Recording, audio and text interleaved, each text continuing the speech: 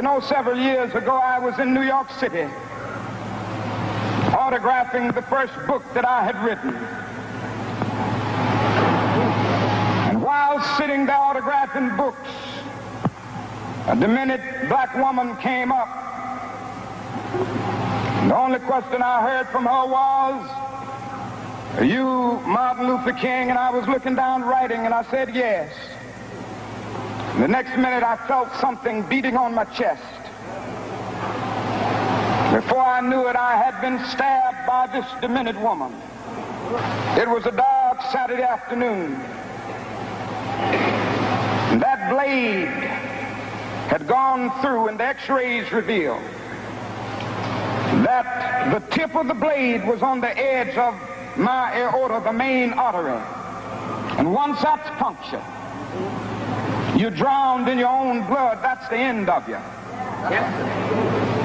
It came out in the New York Times the next morning that if I had merely sneezed, I would have died.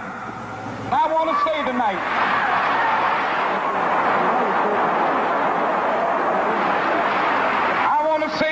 that I too am happy that I didn't sneeze, because if I had sneezed, I wouldn't have been around here in 1960 when students all over the South started sitting in at lunch counters.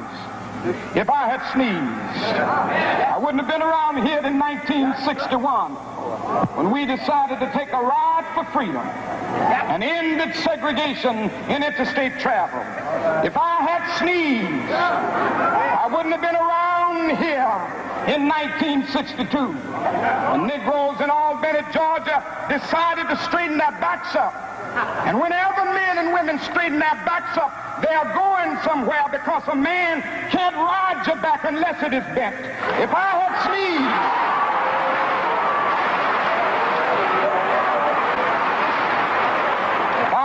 sneezed, I wouldn't have been here in 1963.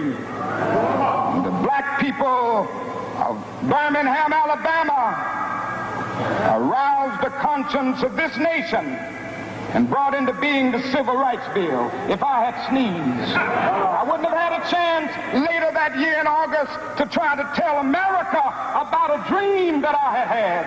If I had sneezed. There's certainly people that want to erase this side of history. It ain't nothing to erase. It's something to celebrate, y'all. It's nothing to whitewash. It's something to look and say, look at what God did. It's nothing to try to lie about or manipulate.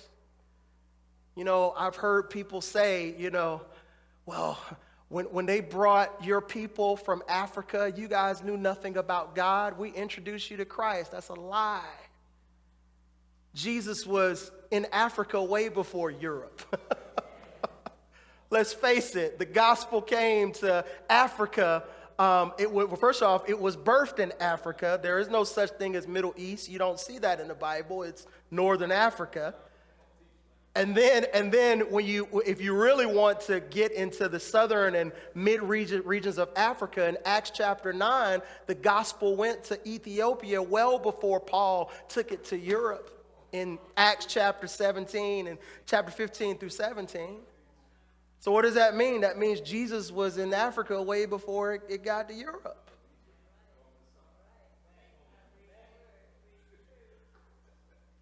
So we certainly didn't need slavery and civil rights to teach us about Jesus. We knew about Jesus.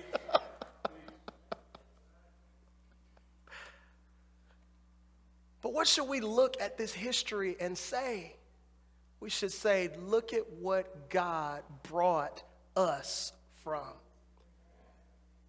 White folks, black folks, Hispanic folks, Asians should all celebrate and look and say, we stand on the shoulders of a preacher, a prophet that looked over and said, I've seen the promised land, and I might not get there with you, but God has shown me that this country is changing. That should be something that we celebrate, not whitewash, y'all.